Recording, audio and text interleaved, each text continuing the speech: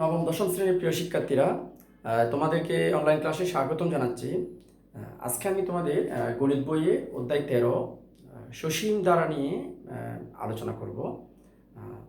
তোমাদের বইয়ের আলোকে সসীম ধারার দুইটা অংশ, একটা হচ্ছে সমান্তর ধারা, একটা হচ্ছে গুণোত্তর ধারা। এই বেসিক্যালি এই দুইটা ধারার ভিতরকার অঙ্ক নিয়েই আলোচনা আছে। তো আমরা একটু দেখি এই দুইটা ধারা, সমান্তর ধারা এবং গুণোত্তর ধারা, এই দুইটা ধারার বৈশিষ্ট্য কী, কীভাবে আমরা এই দুইটা ধারাকে আলাদা করতে পারবো। তো আমরা যদি এরকম দুইটা ধারা চিন্তা করি, মনে করো আমি প্রথমে লিখলাম 2, এরপর লিখলাম 5, এরপর লিখলাম 8, এরপর মনে করো আমরা লিখলাম 11, এরপরে আমরা এভাবে ধারাটা যাচ্ছে। এখানে আমি পাশাপাশি আরেকটি ধারা চিন্তা করি, মনে করি এখানকার প্রথম পদটা হচ্ছে 5, এরপর হচ্ছে 10, এরপর হচ্ছে 15 না, এরপর আমরা এটাকে 20 লিখি, এরপর হচ্ছে 40, এভাবে লিখলাম। এখন যদি একটু চিন্তা করো, এই এই ধারাটার দিকে যদি তুমি একটু দেখো, একটু যদি খেয়াল করো, তাহলে ধারাটার একটা বৈশিষ্ট্য আছে। বৈশিষ্ট্যটা কীরকম? এটা যেহেতু 2 এর সাথে 3 যোগ করলে 5 হয়, 5-এর সাথে 3 যোগ করলে 8 হয়, 8-এর সাথে 3 যোগ করলে 11 হয়। তার মানে আমরা বুঝতে পেরেছি এটা 3 করে বাড়ছে, এবং এর পরের পরটাও তোমরা নিশ্চয়ই জানো, এটা হবে কত? 14। আবার যদি তুমি এই ধারাটার দিকে যদি তাকাও, দেখো এটা 5-এর সাথে 5 যোগ করলে 10, 10-এর সাথে 5 যোগ করলে 15। না, এটা কিন্তু হচ্ছে না। তাহলে সেই ক্ষেত্রে আমার মনে হয় এটা এটার মতো কোনো বৈশিষ্ট্য এটার মধ্যে নেই, এটা মনে হয় অন্যভাবে যাচ্ছে। আমরা যদি এবার একটু অন্যভাবে চিন্তা করি, 5-এর সাথে 2 গুণ করলে 10, 10-এর সাথে আবার 2 গুণ করলে 20, 20-এর সাথে আবার 2 গুণ করলে 40, হ্যাঁ, আর আবার 40-এর সাথে 2 গুণ করলে 80। তার মানে এটি দ্বিগুণ করে বাড়ছে, হ্যাঁ, দ্বিগুণ করে বাড়ছে। এই যে দ্বিগুণ করে বাড়ছে, আর এটা যে 3 করে বাড়ছে, এইটাকে আমরা বলছি সমান্তর ধারা। এই ধারাটার নাম হচ্ছে সমান্তর ধারা। আর এই যে দ্বিগুণ করে বাড়ছে, এটাকে আমরা বলছি গুণোত্তর ধারা। তাহলে সমান্তর ধারার ক্ষেত্রে একটা বৈশিষ্ট্য আমরা দেখতে পাচ্ছি, যদি এটা 2 হয়, এটা যদি 5 হয়, এই দুইটা পদের পার্থক্য হচ্ছে 3। আবার এই 5 আর এটা দুইটা পদের পার্থক্য হচ্ছে 3।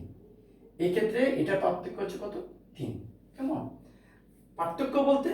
এই দ্বিতীয় পদ থেকে প্রথম পদ বিয়োগ, যেহেতু পার্থক্য সবসময় আমরা বড় থেকে বিয়োগ করব, সেই ক্ষেত্রে দ্বিতীয় পদ থেকে প্রথম পদ বিয়োগ করলে 3, এখানে 8 থেকে 5 বিয়োগ করলে 3, হ্যাঁ, এই ক্ষেত্রে পার্থক্য আসছে 3। তাহলে আমরা বুঝে গেলাম পার্থক্য 3, মানে এটা পার্থক্য সবসময় কি হবে? সমান হবে।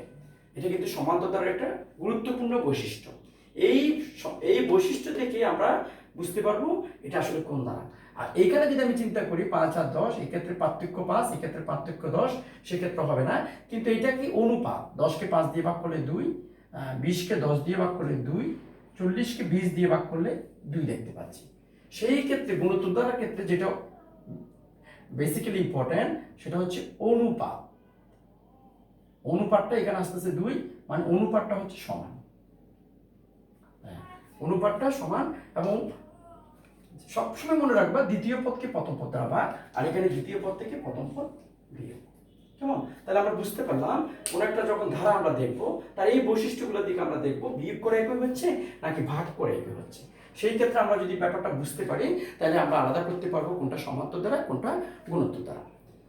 এখন আসি এই সমান্তর দ্বারা, আমরা যদি এখানে এই সমান্তর দ্বারা থেকে যদি আমরা অঙ্ক করতে চাই, এরকম একটা ধারাকে তোমাকে যদি বলা হয় 100তম পদ কত, আবার যদি জিজ্ঞেস করি 100তম পদের 100 পদের সমষ্টি কত, এই ধারাটা কেমন?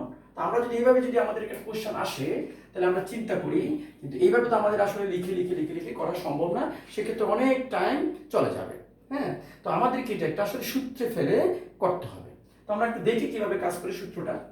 আমরা যদি এখানে লিখি 2, এরপরে 5, এরপরে যদি লিখি 8, এরপরে যদি আমি আর লিখতে হচ্ছে না, দেখো এই 2 আর এই 5, এটাকে যদি আমরা একটু যদি লিখি 2, আর এই 5টাকে আমি যদি বলি 2 + 3, আবার এই 8টাকে যদি লিখি আবার তোমার 2 + 3 + 3, হ্যাঁ, 3 + 3, তাহলে এইভাবে যাচ্ছে। আচ্ছা, আমি যদি আবার এই জিনিসটাকে একটু যদি চিন্তা করি, তাহলে দেখো 2 প্লাস এটা হচ্ছে আসলে 2 প্লাস 3, এরপরটা হচ্ছে আসলে 2 প্লাস 2 ইন্টু 3, 2 ইন্টু 3 মানে 3 দুগুণে 6, 3 দুগুণে 6।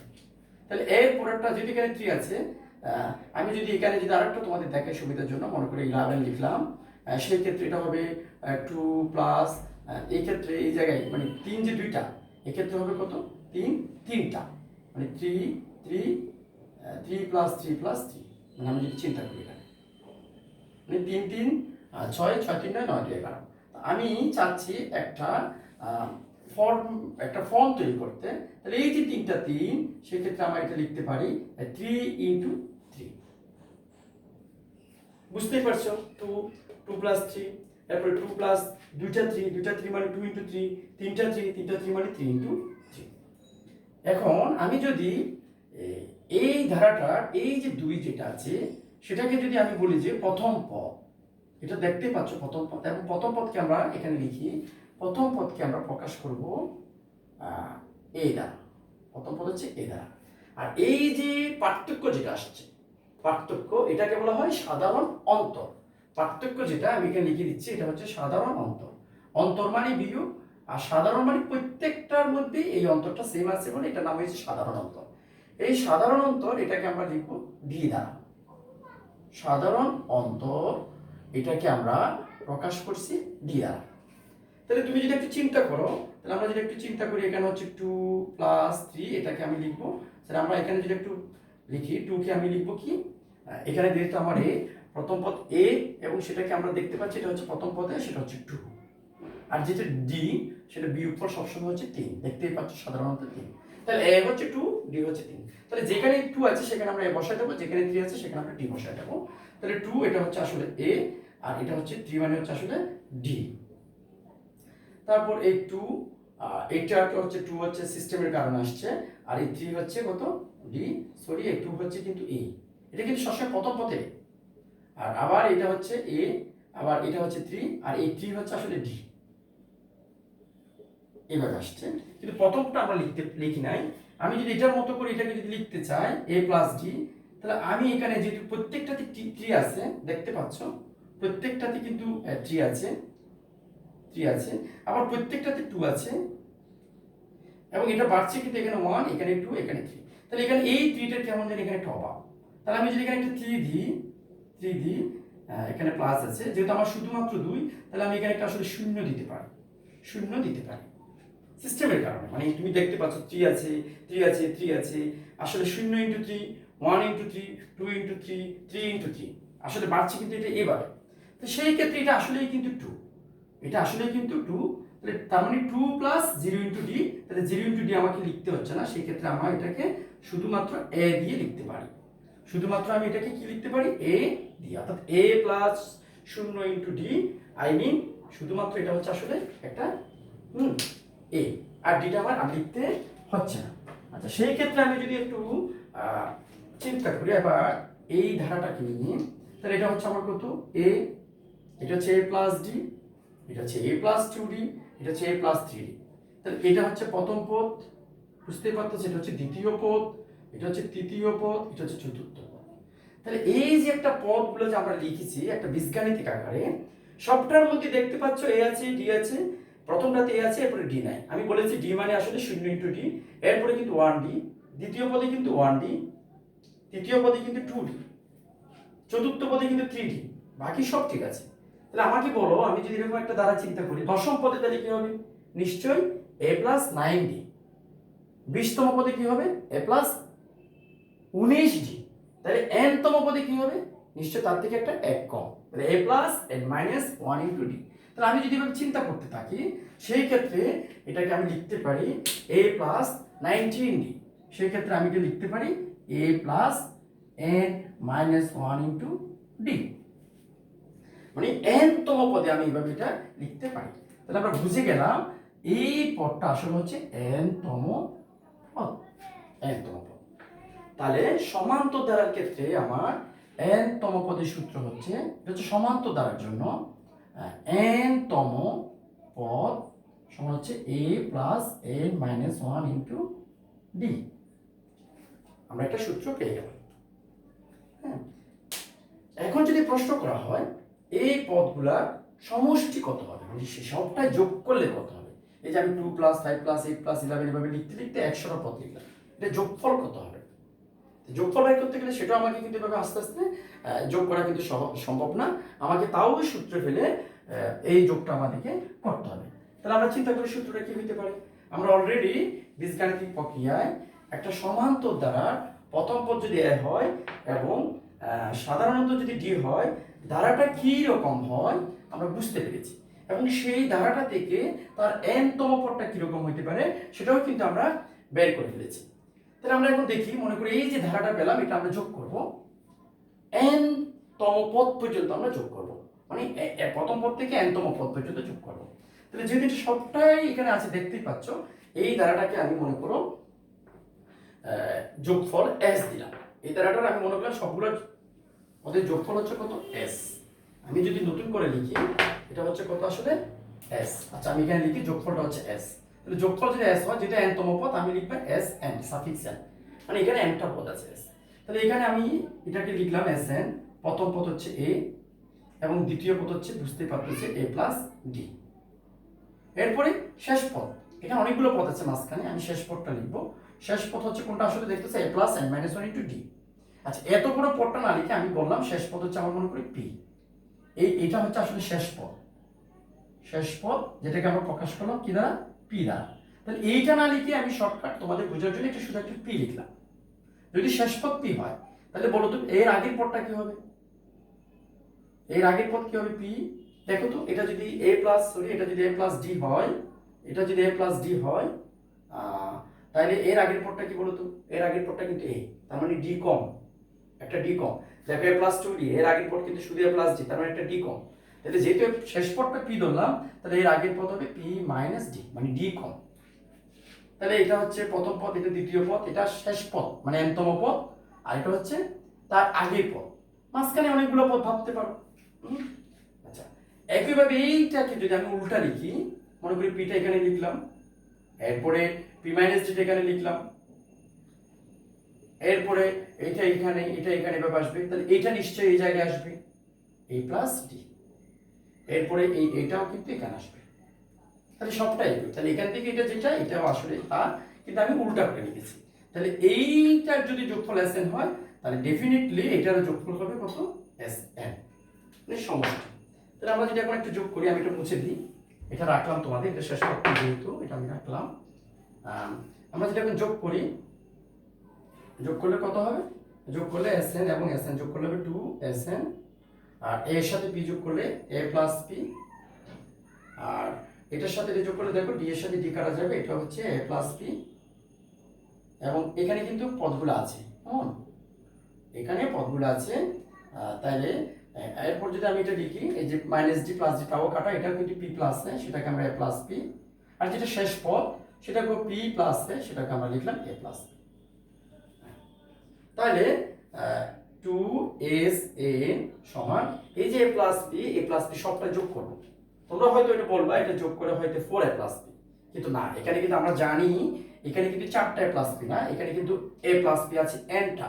কারণ আমি প্রথমেই বলেছি এই যে পি শেষ পদ যেটা পি, এখানে যেটা n দেখতেই পাচ্ছ, এটা কিন্তু আসলে আরো একটা নোট করে, এটা হচ্ছে আসলে n তম পদ যেটাকে আমরা বলেছিলাম শেষ পদ, ওই n তম পদ পুরোটার মানকে আমরা শর্টকাট লেখার জন্য পি ধরেছি। তাহলে এখানে nটা a প্লাস পি আছে, এখানে a প্লাস পি একটা দুইটা এভাবে গুনতে গুনতে n a প্লাস পি আছে। তাহলে a প্লাস পি যদি nটা a প্লাস পি যদি যোগ করা হয় তাহলে সেটা হবে গুণ n a প্লাস পি। কি কঠিন লাগছে? a প্লাস পি একটা যোগ করলে 1a প্লাস পি, দুইটা a প্লাস পি যোগ করলে 2a প্লাস পি, তিনটা a প্লাস পি যোগ করলে 3a প্লাস পি। তাহলে আমরা বললাম এখানে nটা a প্লাস পি আছে, তাহলে n into a plus P. আচ্ছা তাহলে 2sn n, এখানে আমরা একটা সেকেন্ড ব্র্যাকেট দিয়ে a প্লাস এখন যে p আছে আমি এখন p এর মানটা বসিয়ে দিই। আমরা বলেছি p হচ্ছে আসলে a plus n minus 1 into d, তাহলে a plus n minus 1 into d, p এর মানটা আমরা বসাই দিলাম। তাহলে সেই ক্ষেত্রে আমরা যদি লিখি sn সমান এই 2টা যদি এগিয়ে নিয়ে আসি, আমরা আলাদা করে এমন করে লিখলাম n/2 তোমাদের বইয়ের মতো, আর a এবং a যোগ করলে হয় twice a, plus n minus one into d. তাহলে আমরা এটা পেয়ে গেলাম সমষ্টি সূত্র। এটা হচ্ছে আরেকটা সূত্র পেয়ে গেলাম n পদে সমষ্টি, n পদে সমষ্টি সূত্র আমরা পেয়ে গেলাম n by two 2a plus n minus one into d. তাহলে আমরা সমষ্টি সূত্রটা পেয়ে গেলাম। আশা করি তোমরা এই ব্যাপারগুলো বুঝতে পেরেছো। কিন্তু আমরা আরেকটা জিনিস এখান থেকে যদি তোমাদের দেখাই, এই সূত্রটা আমরা কিন্তু ছোটবেলায় পড়েছি 1 প্লাস 2 প্লাস 3 প্লাস এভাবে যদি n তম পদ পর্যন্ত সমষ্টি হয়, তখন আমরা বলেছি কোনো যদি গ্যাপ না থাকে তখন কিন্তু আমরা এরকম একটা সূত্র পড়েছি n ইন্টু n প্লাস 1/2। কি তোমাদের মনে পড়ে? প্রথম পদ যোগ দ্বিতীয় পদ, প্রথম পদ 1, দ্বিতীয় পদ 2, তৃতীয় পদ 3 এবং শেষ পদ যদি হয় আমরা পড়েছি শেষ পদ ইন্টু শেষ পদ যোগে ভাগ হচ্ছে 2। তাহলে আমি যদি এটা কিছু কথা চিন্তা করি, তাহলে এটা তো কিন্তু একটা সমান্তর দ্বারা, যেহেতু পার্থক্যটা সবসময় এক। তাহলে এটা যদি সমান্তর দ্বারা হয় তাহলে এখানে আমরা বুঝে গেছি সমান্তর দ্বারা আমরা এই সূত্র অনুযায়ী, তাহলে এখানে f হচ্ছে কত 1, এই যে প্রথম পদ, এবং d হচ্ছে কত, d কেমনে বাই করি মনে আছে তো? পার্থক্য। তাহলে পার্থক্য 2 থেকে 1 গেলে 1। তাহলে আমরা যদি এখানে এই যে a এর মান 1, d এর মান যদি 1 এইখানে যদি বসিয়ে দিই তাহলে কি হয়, এখানে তাহলে n বাই 2 আর 2 a এর মান হচ্ছে 1, n এর মান আমরা n থাকবে, d এর মান হচ্ছে 1। সেক্ষেত্রে দেখো কত হয় n বাই 2, তারপর এখানে হচ্ছে 2 কে 2 প্লাস n কে n বিয়োগ 1। তারপর সেই ক্ষেত্রে কি হবে, এই উপরে n, এখানে হচ্ছে n, 2 থেকে 1 গেলে হচ্ছে 1, নিচে হচ্ছে 2। দেখো এটা কিভাবে চলে আসছে। তাহলে এই সূত্র থেকে কিন্তু এটা কিন্তু চলে আসছে, হ্যাঁ, এই n ইন্টু n প্লাস 1/2 এই সূত্রটা চলে আসছে। আচ্ছা, এখন আমরা এই যে সমান্তর দ্বারা n তম পদ এবং n পদের সমষ্টি, এই যে দুটো সূত্র আমরা এখন জানলাম, এই সূত্র দুটো ব্যবহার করে আমরা কিন্তু খুব সহজে অঙ্ক করতে পারবো।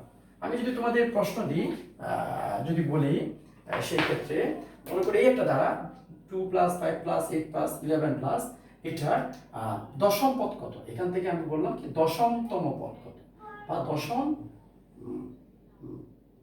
তম পদ কত, 10তম পদ কত। আরেকটা কোশ্চেন হচ্ছে 10 পদের সমষ্টি কত, 10 পদের সমষ্টি কত।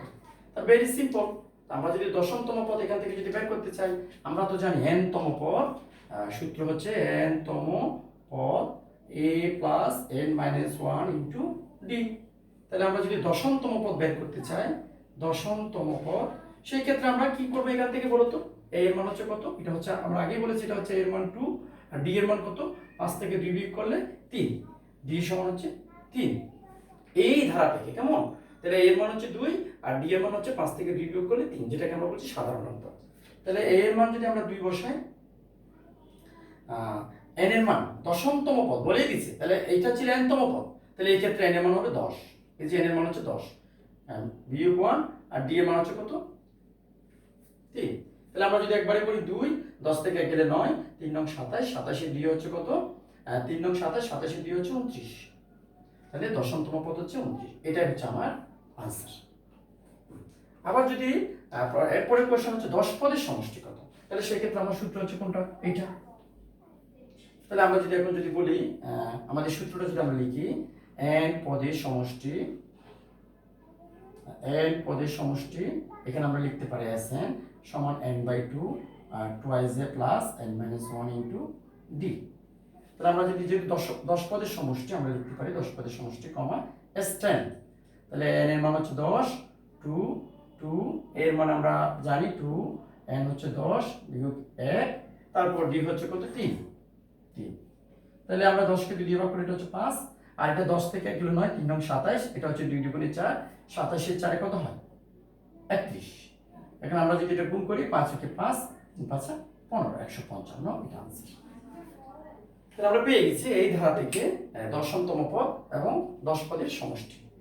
এখন যদি আমরা একটু এই ধারাটাকে যদি আমরা একটু লিখতে চাই, মনে করো 2, এরপরে 5, এরপরে 8, এরপরে 11, বুঝতে পেরেছো, এরপরে কত হবে, এরপরে হবে 3 বাড়ছে 14, এরপরে হবে 3 বাড়লে 17, এরপরে 3 যোগ করলে হবে কত 20, 20 এর সাথে আবার 3 যোগ করলে কত হবে 23, 23 এর সাথে আবার 3 যোগ করলে কত হবে 26, 26 এর সাথে আবার 3 যোগ করলে কত হবে 29, আমরা মনে পেয়ে গেছি 29। আমরা বলেছি দশমতম পদ 29।